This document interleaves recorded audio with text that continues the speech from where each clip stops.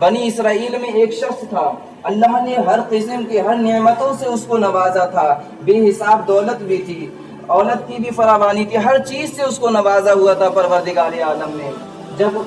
مال کی کثرت ہو گئی، جب شہرت یافتہ ہو گیا، زمانے میں نام ہو گیا، تو وہ شخص اللہ کو بھول بیٹھا، اللہ کو بھول بیٹھا، یاری دوستی میں لگ گیا معزز سامعین کرام۔ پھر جب اللہ رب العزت کی اس پر مار پڑی، تمام دولت اس سے ضائع ہو گئی، تمام اس کی شہرت خاک میں مل گئی،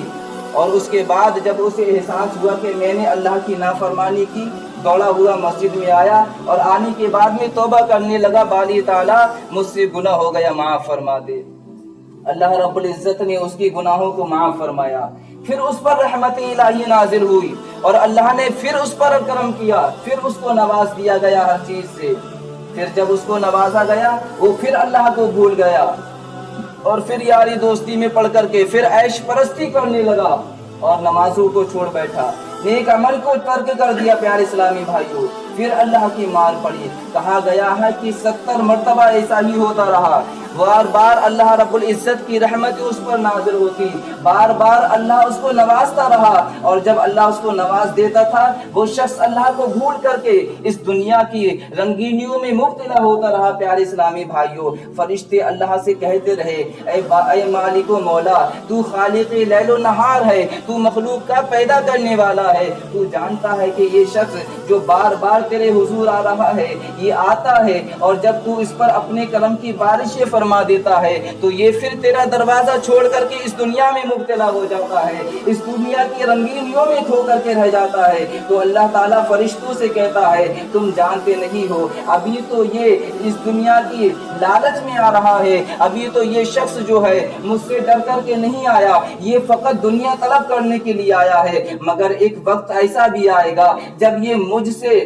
مجھ سے جو ہے دنیا لینے کے لیے نہیں بلکہ میری رحمت طلب کرنے آئے گا۔ پھر ہوتا یہی رہا، جب 70ویں مرتبہ اللہ رب العزت نے اس پر کرم کیا، اس کو جب دوبارہ سے نواز دیا گیا، اس کو دولت بھی مل گئی، اس کو ہر قسم کا عیش و آشائش سے اللہ رب العزت نے نواز دیا۔ پھر اس نے سوچا کہ اس بار اگر اللہ کو میں نے ناراض کیا تو شاید اس کا ہم پر غضب نازل ہو جائے گا۔ یہ آیا مسجد میں، آنے کے بعد میں کہا، مالک و مولا، تو نے 70 مرتبہ مجھ پر کرم کیا، میں نے ہر بار تیری نافرمانی کی، اے مالک و مولا، میں اس بار تیرے ڈر کی وجہ سے آیا ہوں، اس بار میں دنیا لینے کے لیے نہیں آیا۔ تو اللہ رب العزت نے فرشتوں کی محفل میں کہا تھا کہ میں نے کہا تھا نا کہ میرا بندہ آخری بار جب آئے گا تو دنیا لینے نہیں آئے گا بلکہ میری رحمت طلب کرنے آئے گا، اور دیکھو یہ آج جو دنیا لینے کے لیے نہیں آیا بلکہ میری رحمتوں کے سائے میں اپنے گناہوں کی بخشش طلب کرنے کے لیے آیا ہے،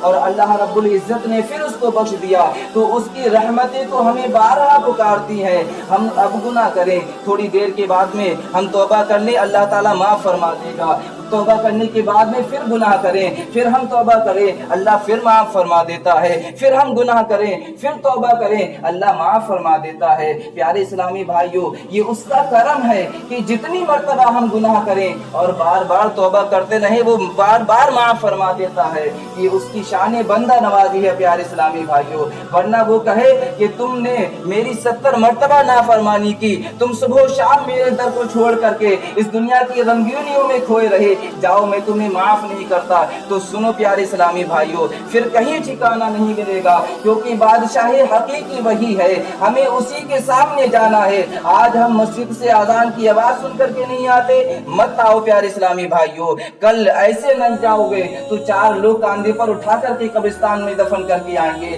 پھر بروز حشر اس کے سامنے پیش ہونا ہے، اس سے ہم بچ کر کے نہیں جا سکتے۔ اس لیے بہتر یہی ہے کہ آج سانسیں چل رہی ہیں، اپنی مرضی سے آ کر کے اپنے گناہوں کی احساس لے کر کے اللہ سے توبہ کر لے تو اللہ تعالیٰ معاف فرما دے گا، ورنہ کل آنکھیں بند ہو گئیں تو توبہ کا دروازہ بند ہو جائے گا، اس کے بعد میں کوئی پرسان حال نہیں ہوگا، نہ باپ کام آئے گا، نہ بیٹا، نہ ماں، بہن، بھائی، کوئی کام نہیں آئے گا سوائے نیک عمل کے۔ تو نیکی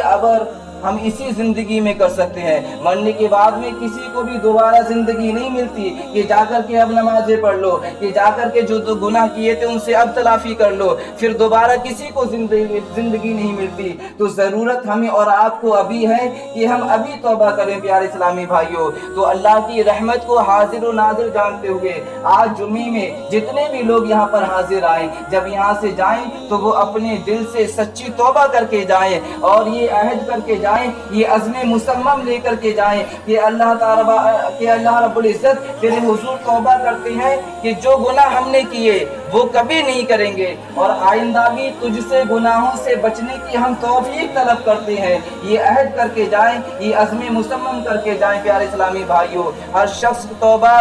की ज़रूरत है और तौबा करनी चाहिए। अल्लाह ताला सब पर अपनी रहमत नाज़िल फरमाए। वक्त हो चुका है, कहा गया है ला तक़नतु मिन रहमतिल्लाह, अल्लाह की रहमत से ना उम्मीद ना हो। तो हम गुनाहगार हैं, हमें और आपको तौबा की ज़रूरत है। तौबा करें प्यारे इस्लामी भाइयों। ये बरकतों वाला महीना चल रहा है, नमाजों की पाबंदी करें,